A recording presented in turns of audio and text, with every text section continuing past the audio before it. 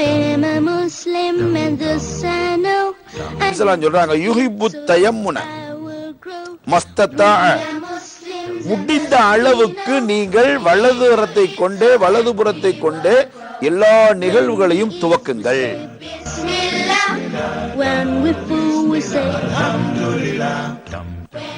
அல்லாஹ் ஒரு நியதியை மனிதனுடைய உடலில் ஏற்படுத்தி இருக்கு. அது முரணான ஒரு விதியை நீங்கள் ஏற்படுத்தினால் பிறகு உடலினுடைய செயல்பாடுகள் கண்டிப்பாக தடைபடும் அல்லவா? அப்படி தடைபடும் போது ஏற்படக்கூடிய உபாதைகளை நீங்கள் தானே தாங்க வேண்டும்.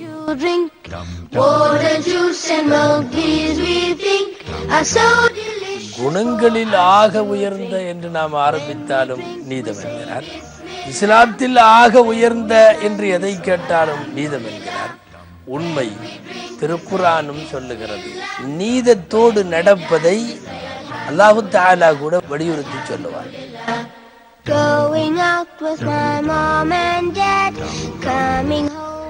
எதை எப்படி செய்ய வேண்டுமோ அதை அப்படி செய்ய வேண்டும் என்பதுதான் இஸ்லாத்தினுடைய போதனை.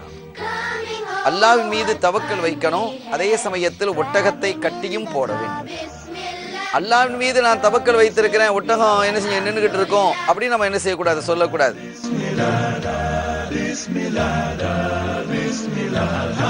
நபியலாம் ஸல்லல்லாஹு அலைஹி வஸல்லம் அவர்கள் ஃபாத்திமா ரலியல்லாஹு அன்ஹா அவங்கள அலி ரலியல்லாஹு அன்ஹு அவங்களை திருமணம் செய்து கொடுத்த போது ஒரு சில பொருட்களை எல்லாம் கொடுக்குறாங்க. அன்பளிப்புங்கிறது நம்ம மார்க்கத்தில் வரவேற்கப்பட்ட ஒன்று தான். நபியலாம் ஸல்லல்லாஹு அலைஹி வஸல்லம் சொல்றாங்க, உங்களுக்கு மத்தியில் அன்பளிப்புகளை வழங்கிக் கொள்ளுங்கள், பாசத்தையும் நேசத்தையும் வளர்க்கும்.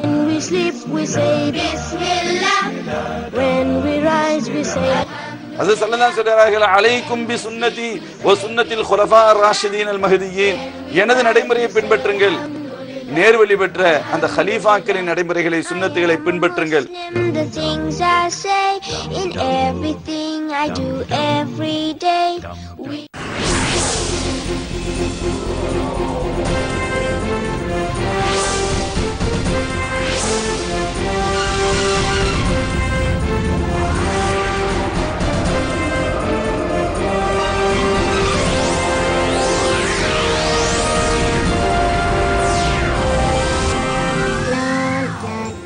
இது உங்கள் நூன் டிவி.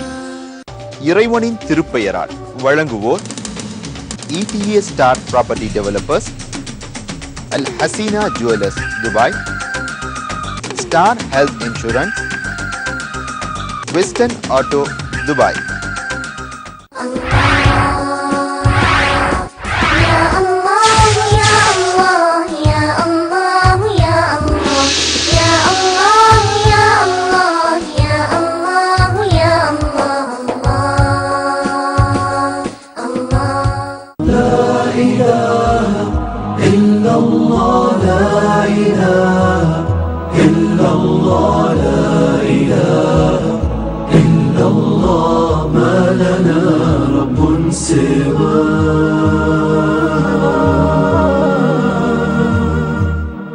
أعوذ بالله من الشيطان الرجيم.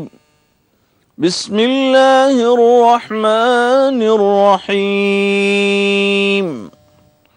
وإذا لآتيناهم من لدنا أجرا عظيما ولهديناهم صراطا مستقيما.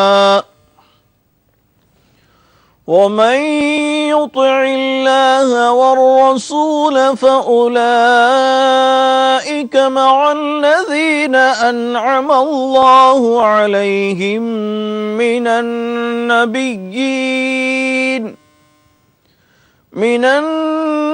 النبيين والصديقين والشهداء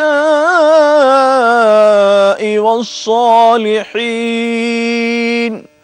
وحسن أولئك رفيقا. ذلك الفضل من الله وكفى بالله عليما. يا أيها أيها الذين آمنوا خذوا حذركم فانفروا ثبات أو انفروا جميعا وإن منكم لمن ليبطئن فإن أصابتكم مصيبة قال قد أنعم الله علي إذ لم أكن معهم شهيدا ولئن أصابكم فضل من الله ليقولن كأن لم تكن بينكم وبينه مودة يا ليتني كنت معهم فأفوز فوزا عظيما. விரட்டப்பட்ட ஷைத்தானை விட்டும் அல்லாஹ்வை கொண்டு பாதுகாவல் தேடுகின்றேன். அளவற்ற அருளாளனும் நிகரற்ற அன்புடையோனுமாகிய அல்லாஹ்வின் திருப்பெயர் போற்றி துவங்குகின்றேன். அது சமயம் அவர்களுக்கு நம்மிடமிருந்து மேற்கொண்டும் மகத்தான ஒரு கூலியை நிச்சயமாக நாம் கொடுத்திருப்போம். மேலும் அவர்களை நாம் நேரான வழியில் செலுத்தி இருப்போம். எவர்கள் அல்லாஹ்வுக்கும் அவனுடைய தூதருக்கும் வழிபடுகின்றார்களோ அவர்கள் அல்லாஹ் அருள் செய்த நபிமார்கள், சத்தியவான்கள், சன்மார்க்க போரில் உயிர் நீத்த தியாகிகள், நல்லொழுக்கம் உடையவர்கள் ஆகியவர்களுடன் மறுமையில் வசிப்பார்கள். இவர்கள்தான் மிக அழகான தோழர்கள். இது அல்லாஹ்வின் மகத்தான அருட்கொடையாகும். அல்லாஹ்வே நிறைவான அறிஞனாக இருக்கின்றான். நம்பிக்கையாளர்களே, எதிரிகளிடம் எப்பொழுதும் எச்சரிக்கையாக இருங்கள். உங்களிடம் தற்காப்பு சாதனங்களை உங்களின் தற்காப்பு சாதனங்களை உங்களுடன் எடுத்துக்கொள்ளுங்கள். சிறு சிறு கூட்டங்களாகவோ அல்லது அனைவரும் ஒன்று சேர்ந்தோ போருக்கு புறப்படுங்கள். போருக்கு வராது பின்தங்கி விடுபவர்களும் நிச்சயமாக உங்களில் சிலர் இருக்கின்றனர். அவர்கள் நயவஞ்சகர்களே.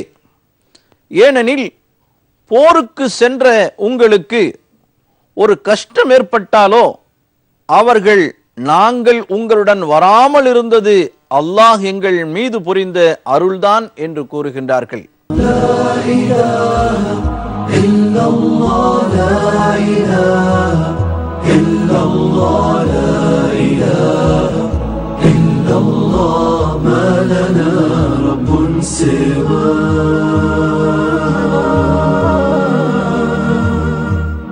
قل إن كنتم تحبون الله فاتبعوني يحببكم الله ويغفر لكم ذنوبكم والله غفور رحيم. السلام عليكم ورحمة الله تعالى وبركاته. அளவற்ற அருளாளனும் நிகரற்ற அன்புடையவனுமாகிய எல்லாம் வல்ல அல்லாஹுவின் திருப்பெயர் ஒட்டி ஆரம்பம் செய்கின்றேன். அன்புசால் பெருமக்களே, வாழ்க்கையிலே ஒவ்வொருவருடைய உரிமைகளையும் மதித்து நடக்க வேண்டும். அடுத்தவர்களின் உரிமையிலே அத்துமீறி தலையிடக்கூடாது என்ற ஒரு அழகான நெறிமுறையை நபிகள் நாயகம் ஸல்லல்லாஹு அலைஹி வஸல்லம் அவர்கள் நமக்கு வழிகாண்பித்து தந்திருக்கிறார்கள். ஆனால் இன்னைக்கு உலகத்தில் ரொம்ப மலிந்து கிடக்கக்கூடிய ஒரு பிரச்சனை என்னண்டா உரிமை மீறல். அடுத்தவனுடைய விஷயத்தில் இவனுக்கு சம்பந்தம் இல்லாமையே அவனுடைய உரிமையை பறிப்பான், அவனுடைய உரிமையை தட்டி கேட்பான், அவனுடைய உரிமையில் இவன் போய் மூக்கை நுழைப்பான். இது பாருங்க, வீட்டில் இருந்து தெருவில் இருந்து ஒரு ஊர்ல இருந்து உலகமே இது என்ன செய்யுது, கடைபிடிக்குது. அவர்களுக்கு தகுந்த நிலைப்பாட்டில் இது இந்த உரிமை மீறல் நடந்துக்கிட்டே இருக்குது. உரிமை மீறலுக்காக வேண்டி எவ்வளோ பெரிய சர்ச்சைகள் நடக்குது, கோர்ட்டு எவ்வளோ பெரிய தீர்ப்புகள் காத்துக்கிட்டு இருக்குது. ஏன்னா உரிமை மீறல்கள். ஆனால் நபி ஸல்லல்லாஹு அலைஹி வஸல்லம் அவர்கள் நமக்கு இந்த உரிமை மீறல்களுடைய நிகழ்வுகளை எவ்வளவு பேணுதலாக நீங்கள் இருக்க வேண்டும் என்பதற்கு ஒரு அழகான வழிமுறைகள் நமக்கு சொல்லி தந்தாங்க.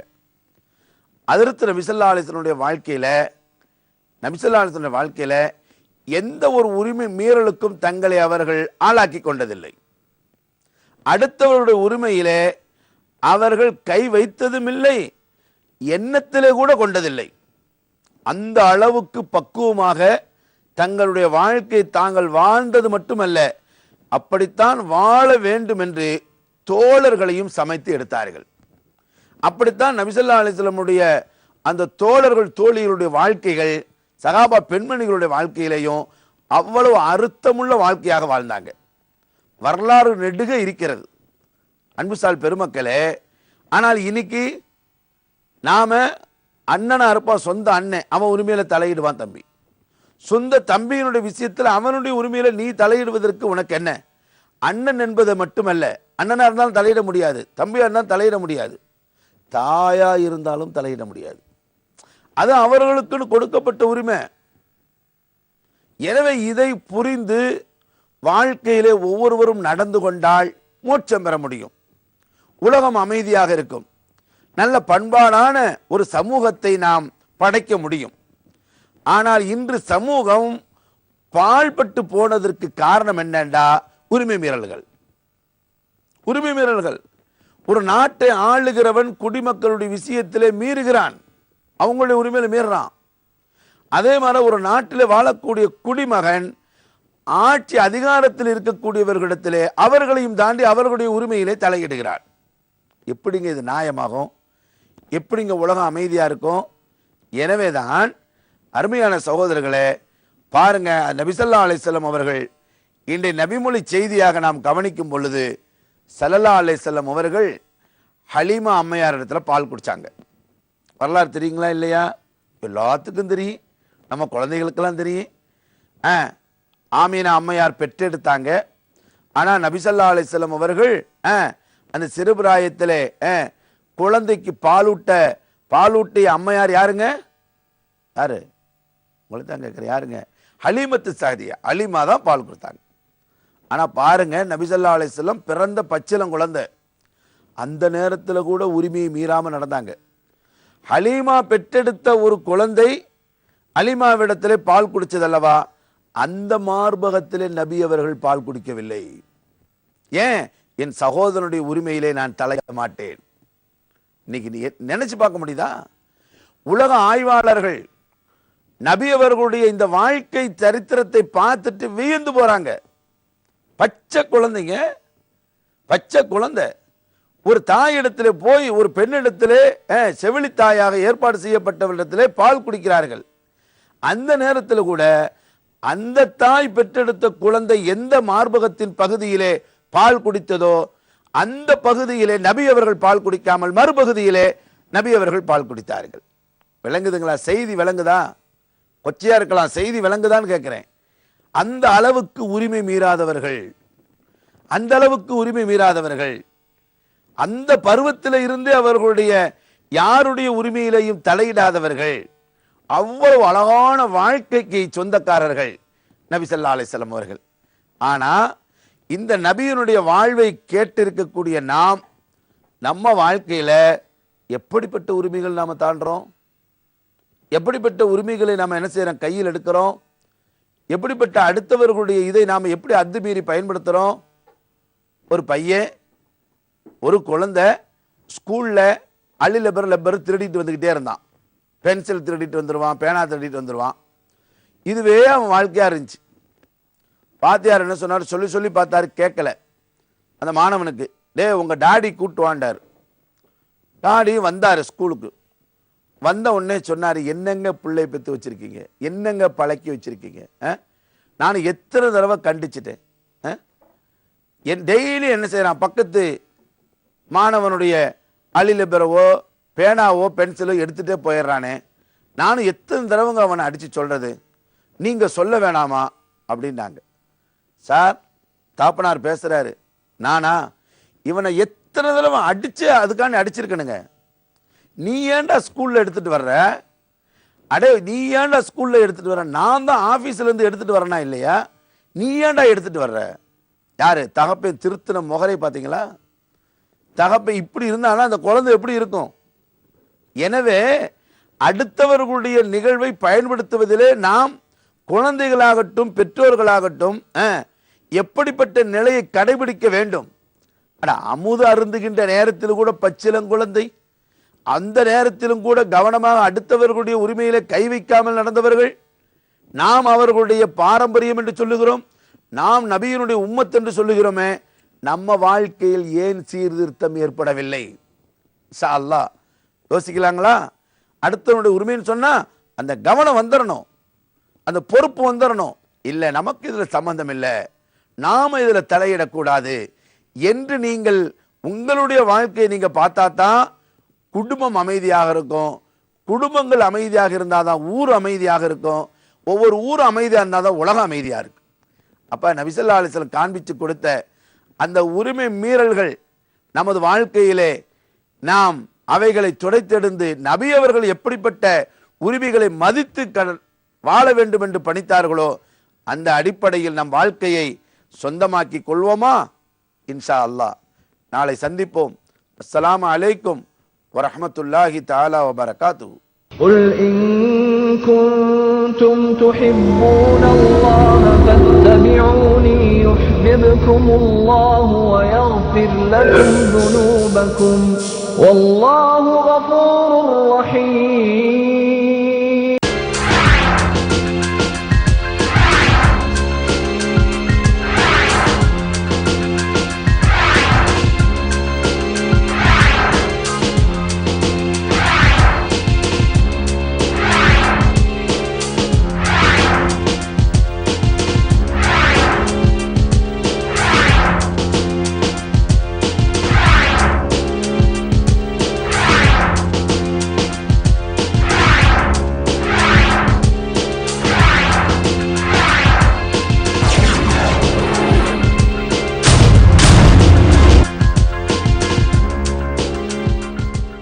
نحمده ونستعينه ونستغفره ونؤمن به ونتوكل عليه ونعوذ بالله من شرور أنفسنا ومن سيئات أعمالنا من يهده الله فلا مضل له ومن يضلل فلا هادي له ونشهد أن لا إله إلا الله وحده لا شريك له ونشهد أن سيدنا ومولانا محمدا عبده ورسوله صلى الله عليه وعلى آله وصحابه أجمعين. أما بعد فأعوذ بالله من الشيطان الرجيم وفي أنفسكم أفلا تبصرون صدق الله مولانا العظيم. மனித உடலின் உள்ளே இருக்கின்ற அல்லாஹ்வின் அற்புத ஆற்றல்களை வெளிப்படுத்திக் கொண்டிருக்கும் சிந்திப்போமா நிகழ்ச்சியின் அன்பார்ந்த நேயர்களே, உங்கள் அனைவருக்கும் எனது அன்பின் சலாம். அஸ்ஸலாமு அலைக்கும் வரஹ்மத்துல்லாஹி வபரகாத்துஹு.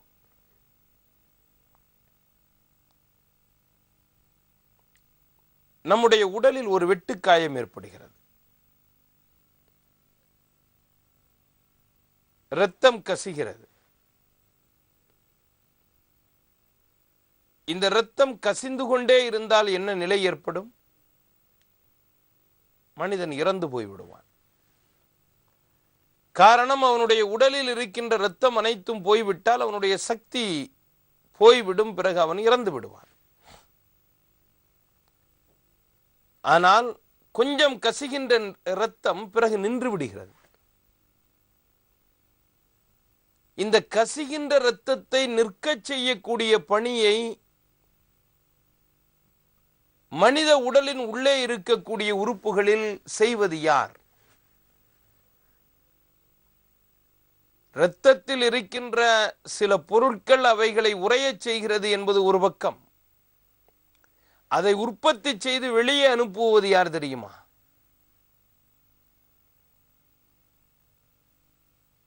மனிதன் உணவை உண்ணுகின்றான்.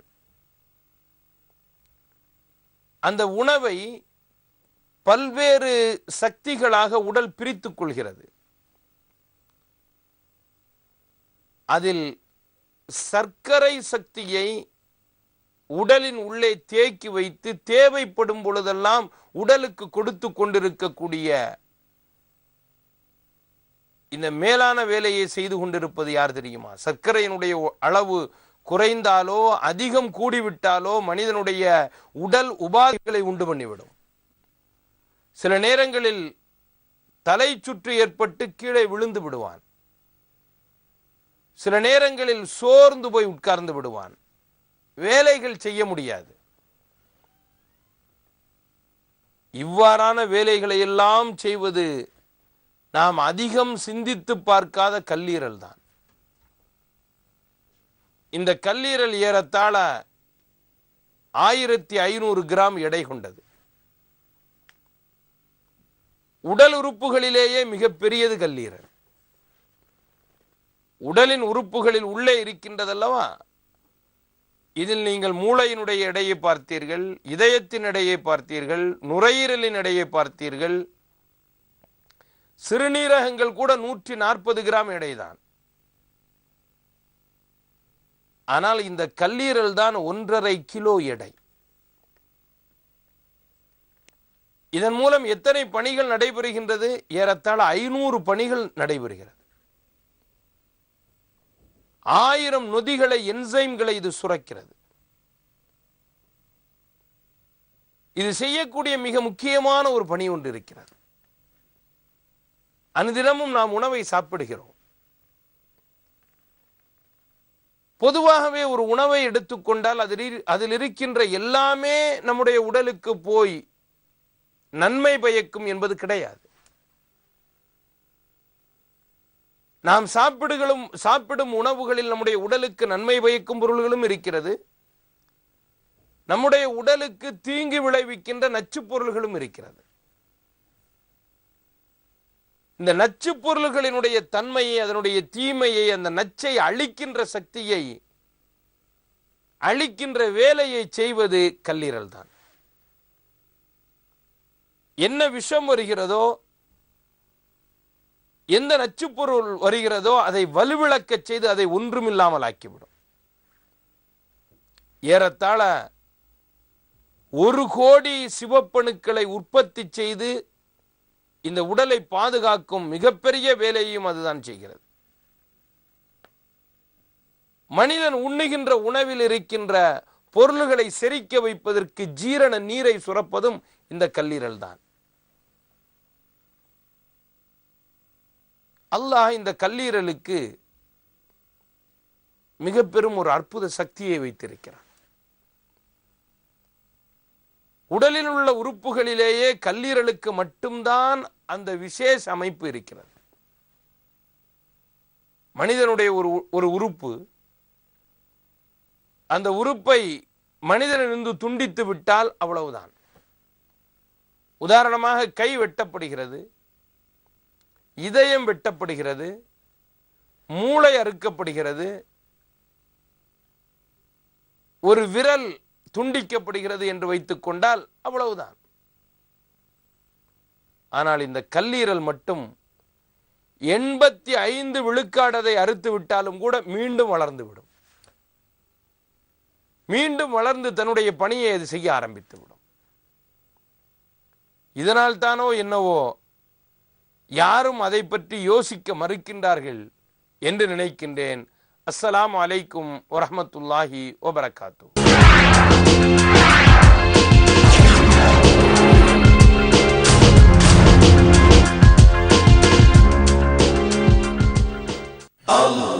Allahumma salli ala sayyidina Muhammadin.